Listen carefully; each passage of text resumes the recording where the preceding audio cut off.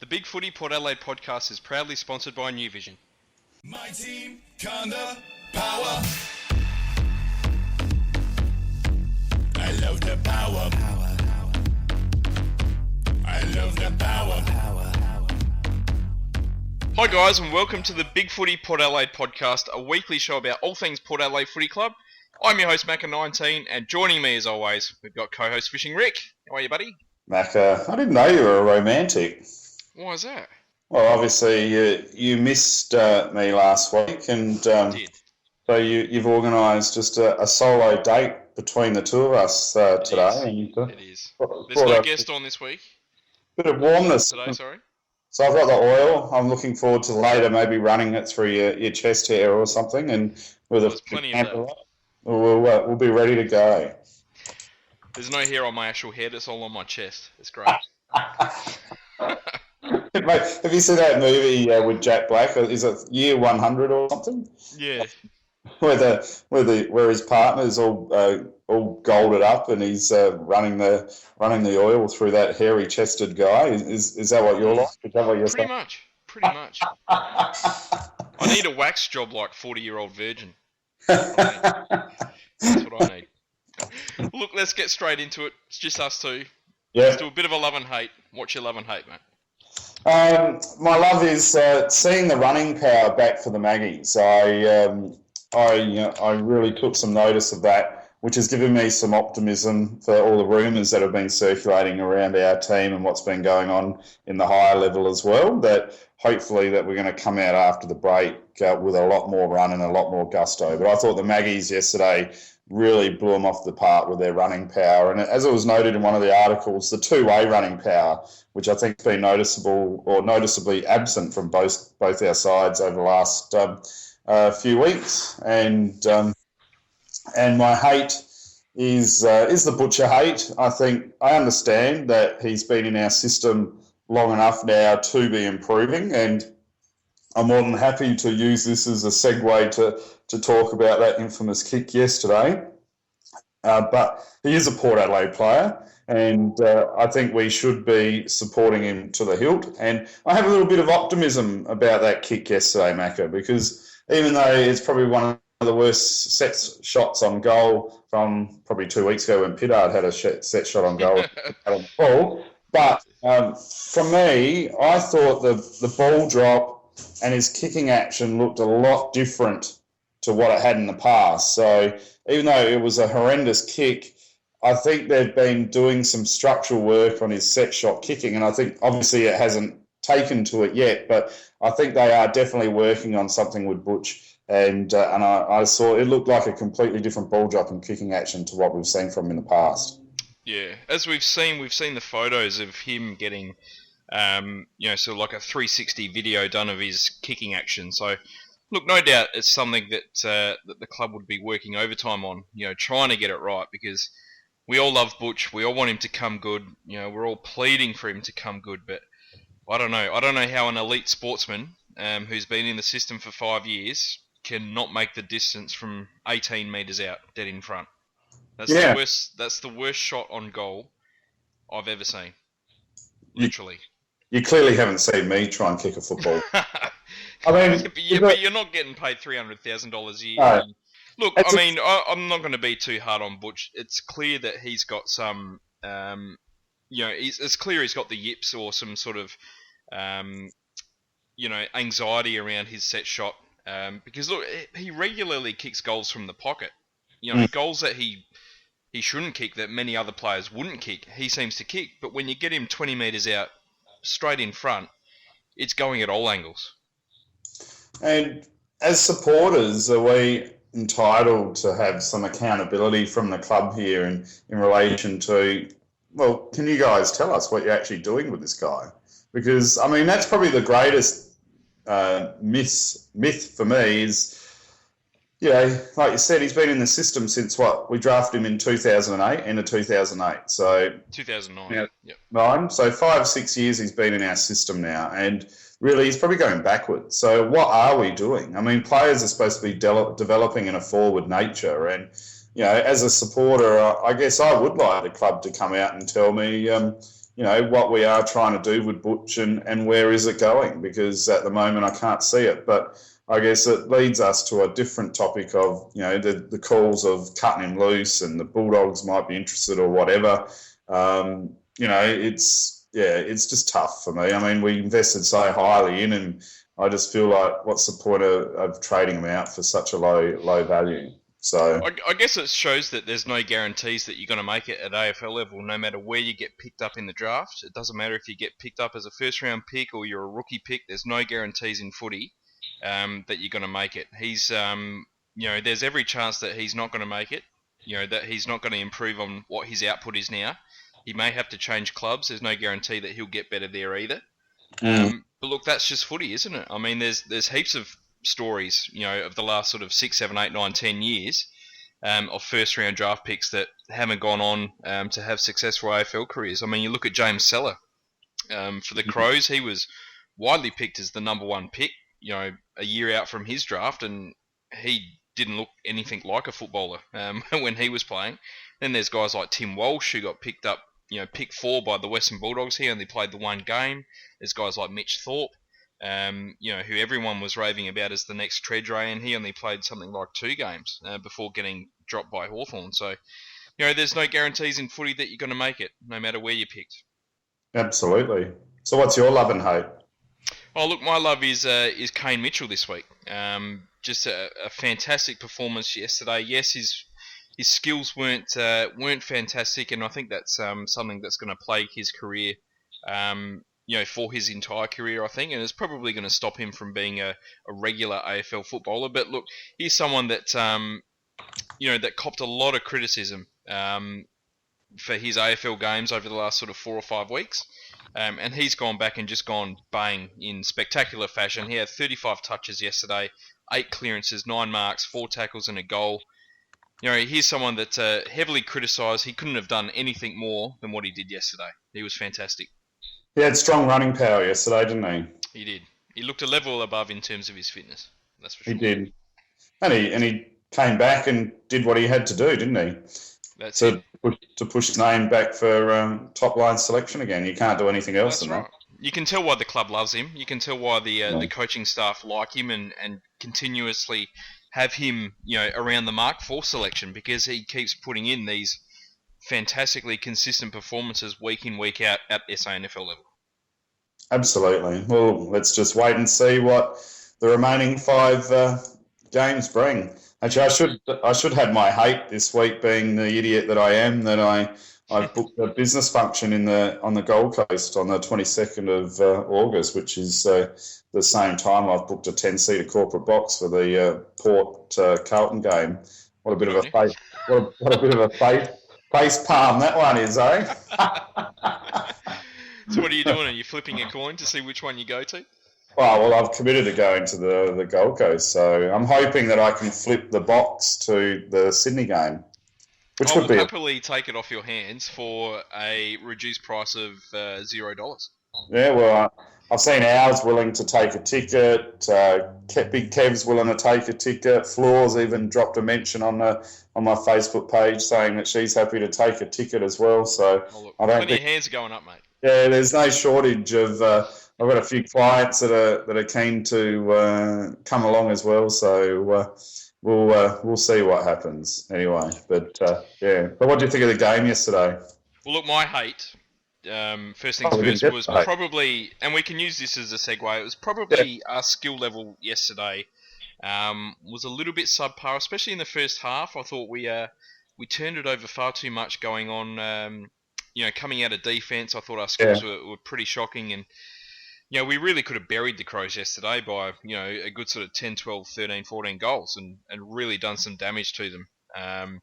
Had we kicked it as well, but, these things happen. Cleary had a few shaky moments coming out of defence in that first half, didn't he? Oh, he did, yeah. He turned it over probably his first 3 or 4 kicks, I think.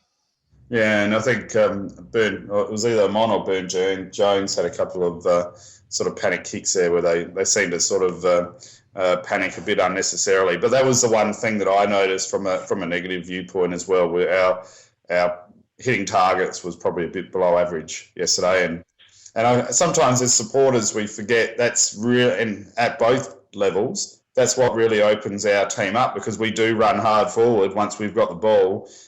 So you miss a target, our players are going to be 20, 30 metres out of position, and then what can you do? Nothing, you're just open. Cheer, cheer the black and the white, honour the Magpies day and by night, live that. That's it, and of course the game we're talking about was the SANFL Showdown. It was the first one at Albert Oval yesterday. We won 15 goals 16 to 7 goals 12. It was a big 52-point victory. We were never really headed against the Crows. We led from start to finish, and really kicked away in that second half there. Absolutely, what a strong showing it was. And as I said in my love, I was just so proud to see that the boys' running power was on show. I mean, our contested ball was fantastic yesterday, and I think one thing that was noticeable for me was all the people that are willing to scrub a name through Brendan Archie. I think are being a little bit premature there. Yeah, he was very consistent yesterday. He's had a good run of form the last sort of 4 or 5 weeks, and I thought he was very good again yesterday as that sort of lead up half forward, playing on the flank, and he also did a little bit in the ruck as well, sort of as a third man up. Yeah, well, he was in some of the stoppage work after the ball up, and I thought his clearance work was very strong getting the ball out, and he showed some tricks yesterday, and I think it just shows that Brendan's probably getting over his injuries that he's had since he's been with us, and he's starting to get a bit of size about him now, and I think that's translating to a bit of confidence in the game. So. Yep. Not that he wasn't our best player by any stretch. I'm not alluding to that, but I thought there was enough there to say, let's not be too hasty with calls to say that he isn't worthy of a spot on our list. That's it. Now, what about Andrew Moore? He was my best on ground by a very long way yesterday. He looked an absolute class above in terms of skill level, fitness, speed, goal kicking, anything you can think of. He was fantastic. He looked fit, didn't he? He was very fit. And, we spoke a few weeks ago about the fact that he's really what we're missing in our team at this senior level at the moment. And I'm very pleased to see that sort of performance come out of Andrew yesterday. He should have really had 4 goals to his name. And I can't see him not making his way into the team. I just thought it was a completely dominant performance by a player that should be saying, I'm better than a SANFL standard. And that's what he did. He just needs to keep that filthy beard. That's it. More. We want more. Absolutely. And, we do need a bit of midfield height. I think with Gray, Mitchell, Sam Gray, that is. There's another one that's passing me by at the moment. We do become Matty White's not overly tall either. We do become a little bit short in the midfield. So I think if we can squeeze more Newton Young into that side, that's adding a bit more height to our and clearance power to our team. And we're starting to get back to that team from last year, which we took into the finals as well now, aren't we? Yeah, there's not too much difference. So the other one that was noticeable for me yesterday, and he wasn't the best player on the ground, but I really noticed young Jakey Need. I thought he was he was a very confident player to me yesterday. He seemed to, on the footy field, he just seemed to be wanting the ball and putting himself in the position to get the ball, and he just seemed to have a bit more confidence now on the footy field compared to when I've seen him, say, at the beginning of the year. Yeah, well, look, he did have a very slow start to the season. He had a pretty poor pre-season, had a pretty poor sort of first, 4 to 6 weeks at SANFL level. But ever since then, he's been fantastic for the Maggies. He regularly kicks goals. He gets in great position. He's using the ball well. He delivers really well inside 50. And, guys like Butcher and Shaw and Harvey must think their Christmases have all come, at once with Needy kicking inside 50, I think. And the other noticeable aspect for me is I'm starting to suspect our game plan isn't really conducive to tall forwards. I think it probably is. I just think it wasn't really a great day for tall forwards yesterday. I mean, the Crows didn't really have any tall forwards, so it's hard to really compare them to them. I don't know. I thought the Crows defenders did a really good job. I mean, Butcher was playing on Benton Rutten, who's played a lot of AFL footy. Mason Shaw had a big second half, but he was well held in the first half. I think our skill level let us down a bit, and that really sort of let us down going inside 50. And they could have had more of a chance if our skill level was better, especially in that first half. Absolutely. It's I don't know. I just think we seem to be running hard through the midfield, running hard into the forward 50.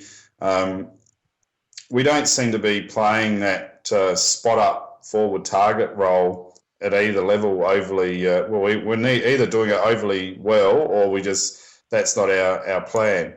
It was just something that was really noticeable to me yesterday.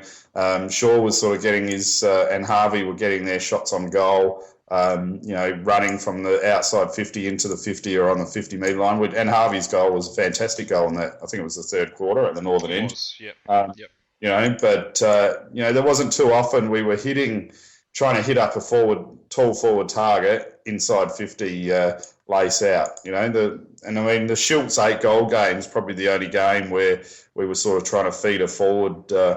Otherwise, we seem to be more reliant on the midfielders. So I think that's adding to our frustrations of lack of tall targets in the AFL. And I'm just starting to suspect maybe it's our game plan. But that's my observation. But the other one was I thought Cracker was fantastic yesterday as well. He was, he was brilliant.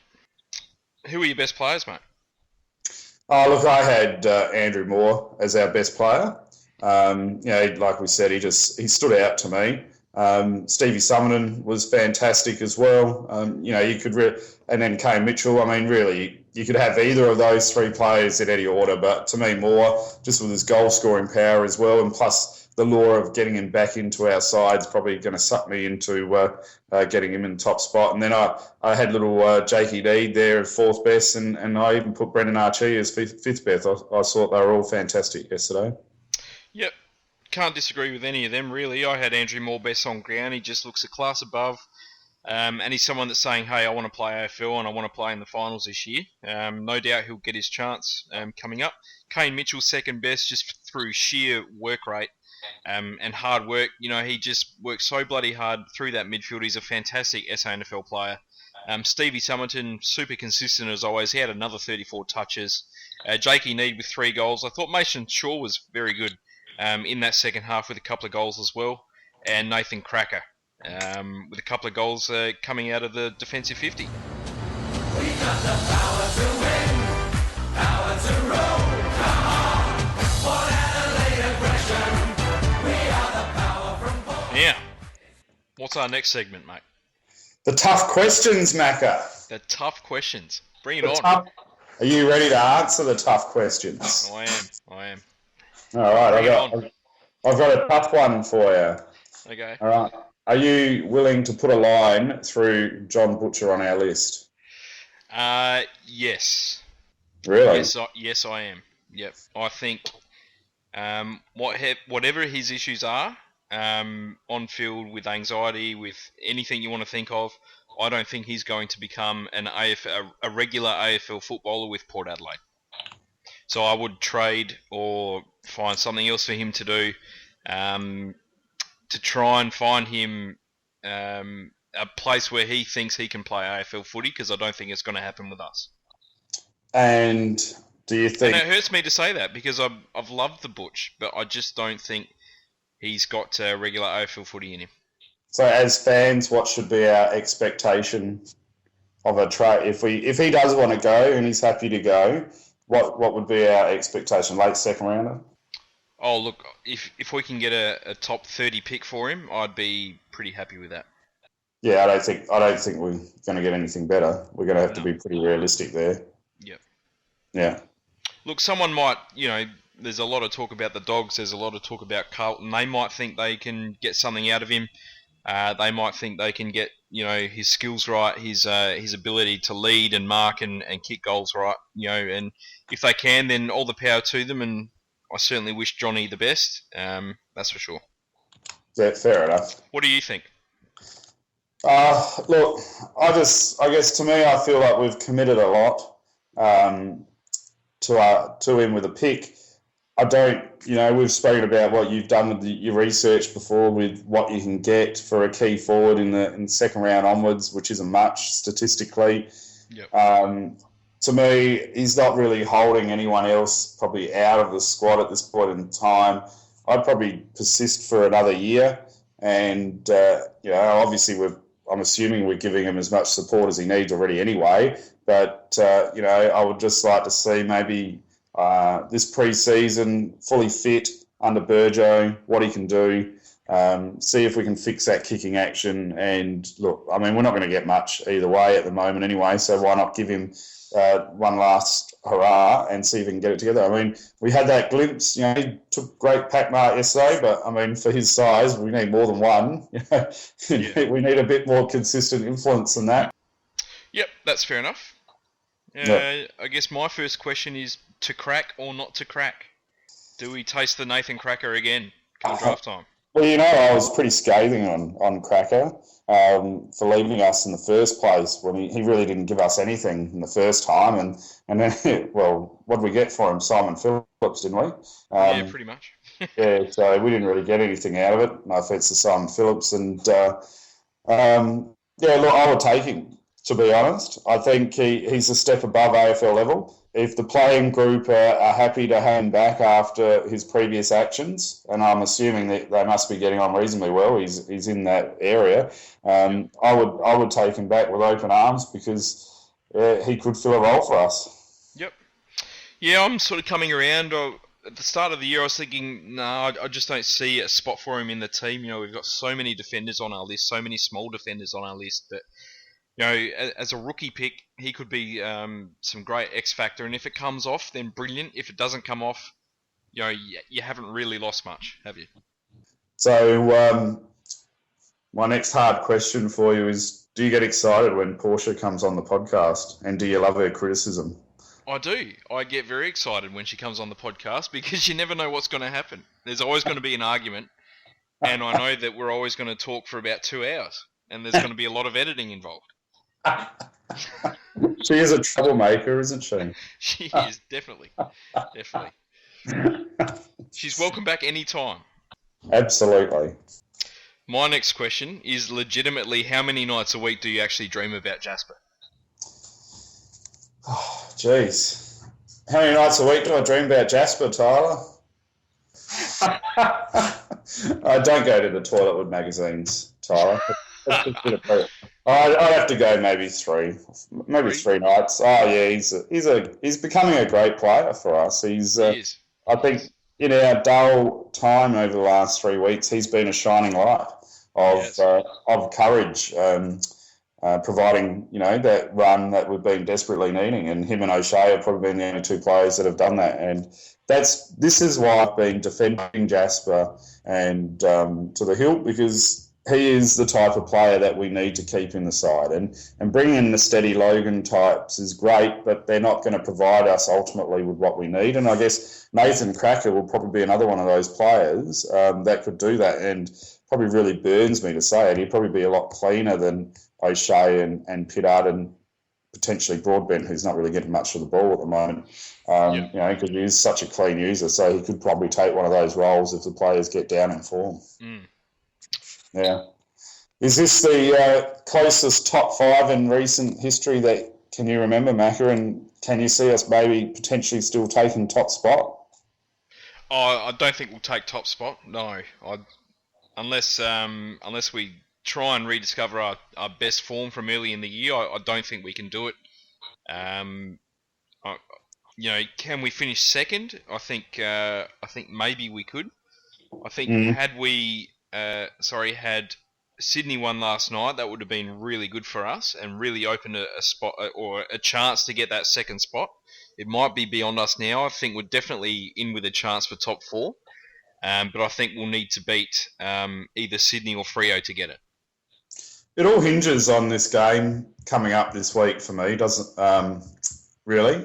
What we come out and show as a footy club, I think it's really how we're going to play out the rest of the season.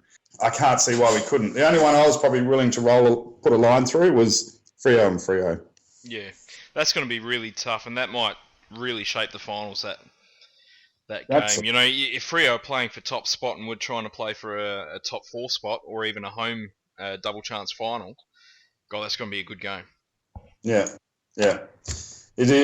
I actually thought it was going to be a close year this year. I could see that some of the Vic sides were going to pinch games off of each other, and I thought there was a good opportunity for us to maybe squeak into the top 4 or maybe a little bit better.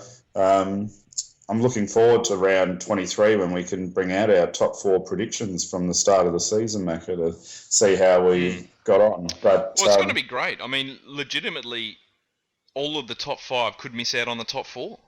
I mean, Sydney showed last night that they may be a little bit vulnerable against good sides. Absolutely. You never know what's going to happen. No, look, they've had a good run and they've been playing great footy. They're, and Hawthorn away is always a challenging game, no matter how good a side you are. But, to me, they seemed a bit more efficient up front without Tippett than with Tippett. Yeah. Well, look, my next question, and it sort of relates to this, is did we peak too early this year? I'll answer that question after the Collingwood game. Okay. I don't know if there's some ducks and drakes in form, but I do like the philosophy of banking early wins, so you know where you're at. Yep. So I don't think we peaked too early, but I do think the players maybe did get a little bit ahead of themselves. Yep. There was a lot of positive hype going on in the media everywhere around Australia about us, and pardon me, it'd be hard for the players not to get caught up in it. And they just seem to be playing, like they'll just turn it on at a whim. And we came up against 3 desperate sides that have gone, well, you know what? If you're not going to come for the full game, well, you're going to get what you deserve, as Ken would say. Yep. So no, I don't think so. Okay. You? Yeah, probably the same as you. I guess we'll find out this week. Yeah.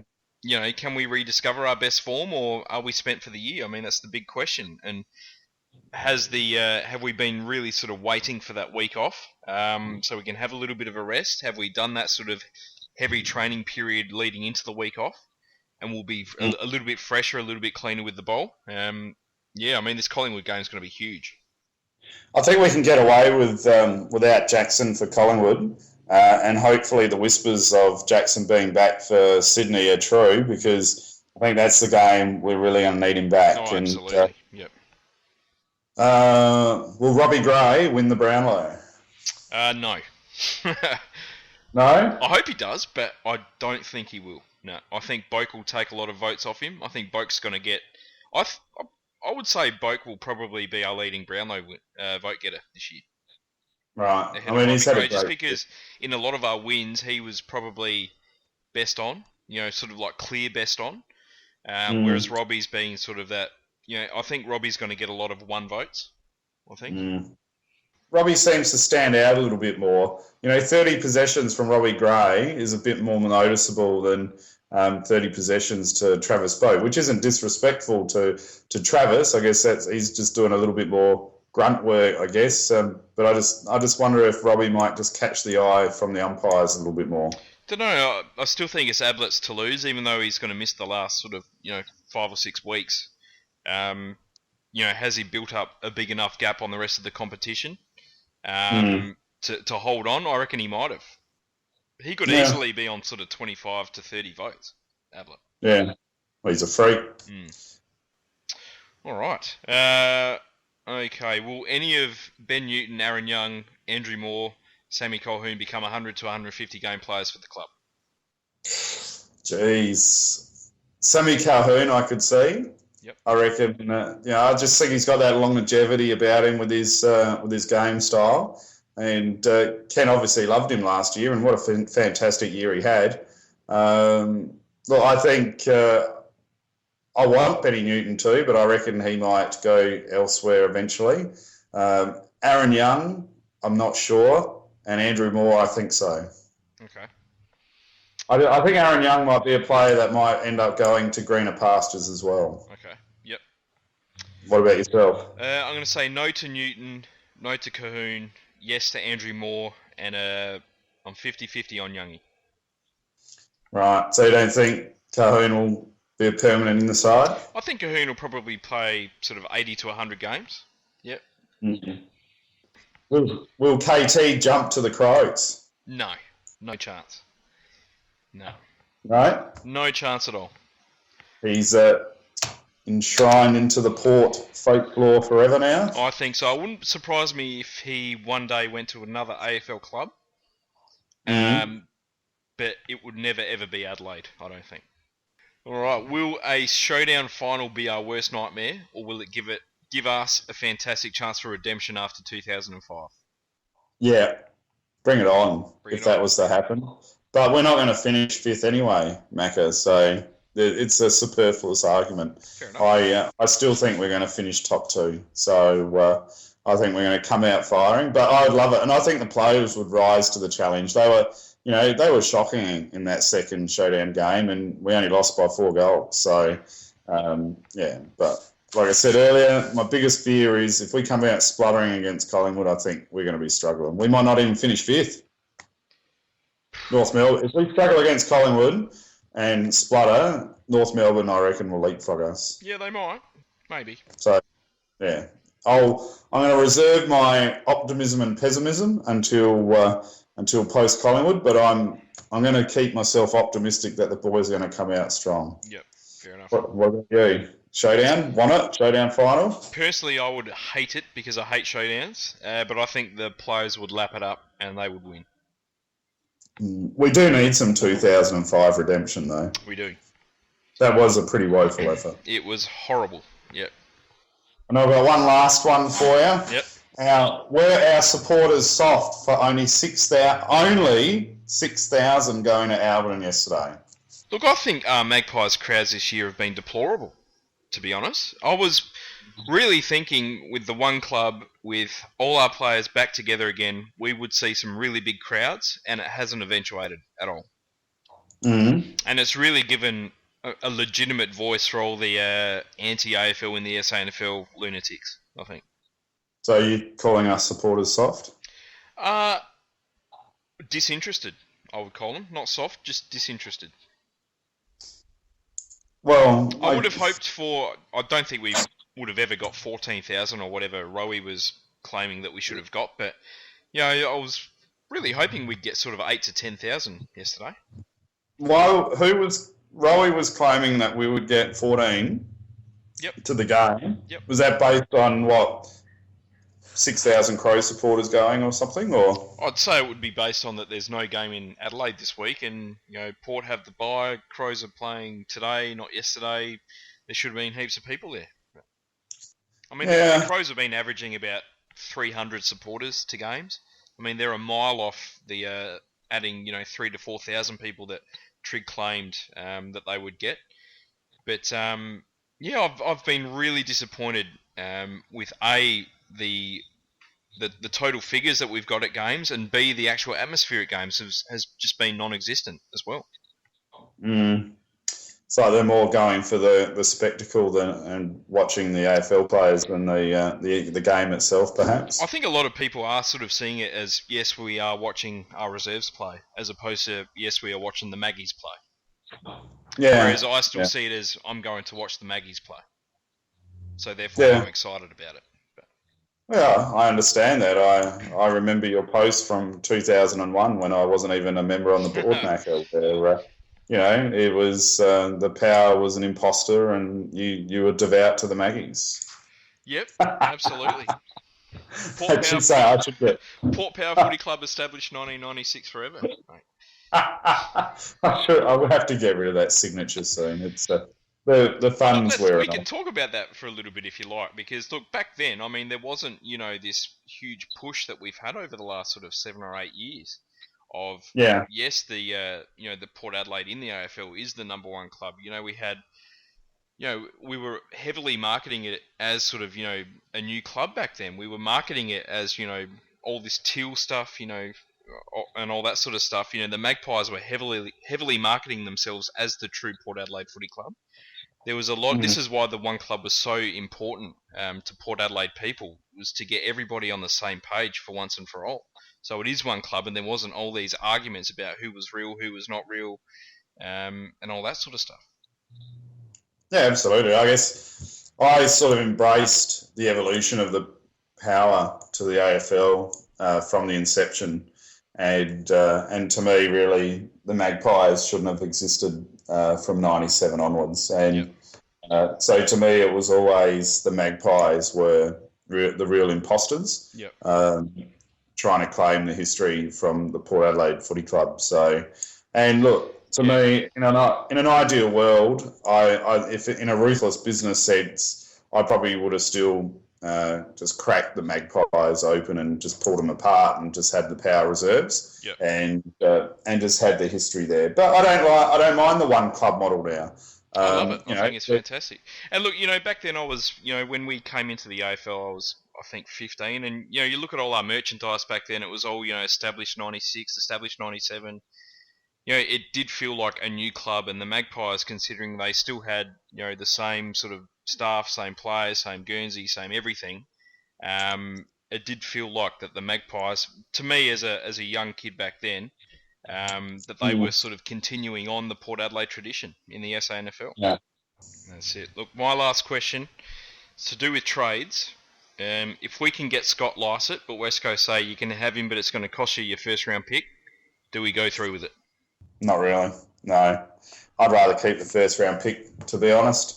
I'm in the camp of Loeb and Redden. I think we've really missed Redden this year, and I still believe in Redden is our future. I mean, he's going to be physically mature and ready to go round one next year. So to me, I'd be hoping for a Loeb and Redden partnership. And if we're bringing in a Lycett, we're going to be making him promises which I don't think we can deliver on, because I think Redden's a better footballer than the Lycett. I know that's a big call, but I just think he's a great natural ruckman, and I think he's actually a more natural ruckman than Matty Lobe. Yep. So I don't know if Redden does fulfil his potential, which is a big guess at this point in time, what that's going to do for Lobe, who does seem to handle that number one ruck mantle and 85% of the game time very well. But, I'd rather be looking at trying to take a low ball pick for Griffin myself and having Griffin on our list as a backup player. He's a serviceable ruckman and influential around the ground. So and probably doesn't have that expectation to be playing and starting in every 22 games, which I think Lycett would do. Yep. That's fair enough. I'm going to say yes, I would do it. Only because I don't really have a lot of faith in Redden getting his body right or getting his form right. He's never really been someone that's played a lot of footy in a row. He hasn't really played a lot of games in a row. He's always had niggling injuries, and now he hasn't played for a year and a half. I'm not sure we can have all that much faith in him getting his body right. And whilst I do agree he is probably a better ruckman than Lobe, certainly in terms of tap work, and I think he's got a lot of fantastic traits which would really improve our team at AFL level. I just don't have the faith that he can put it all together consistently to play, 18 to 20 games a year. And for me, I think Lycett is just as good as Redden. And he doesn't really have that sort of injury or lack of consistent game time background that Redden has. Yeah, fair enough. I mean, look, there's great arguments for and against either, really. So it'll just be amazing when trade time comes this year where it pans out. I guess you could add to that an extension of that question. If we end up, say, we'd pick 14, yep. Do we pick tall? Or do we go for whatever best available? Well, it depends who's there. Come our pick. If someone falls like a Hugh Goddard or someone like that, then I think you'd probably look at picking them. But otherwise, I think I'd still probably look at adding to our midfield group. I think. Mm. Do you think? But it's hard to really know. I would still trade that pick. I think.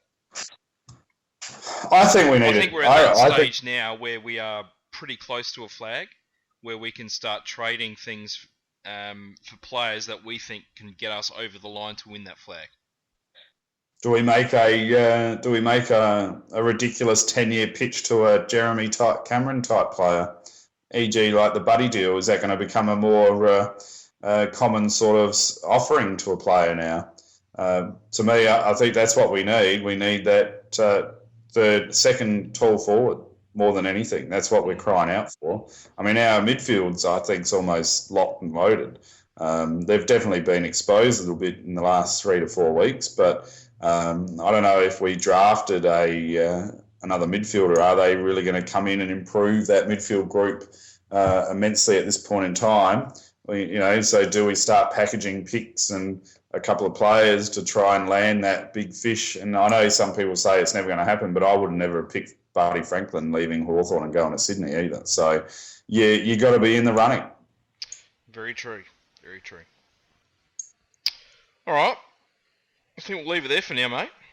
Beautiful. You little so much for a short podcast, Macca. That's it. Yeah, went a little bit longer than expected, but that's all good. Yes, good work. We'll chat on Thursday night about Collingwood. Too easy. I'm excited. Too easy. Go Port Adelaide. Go Port. Black to Scott.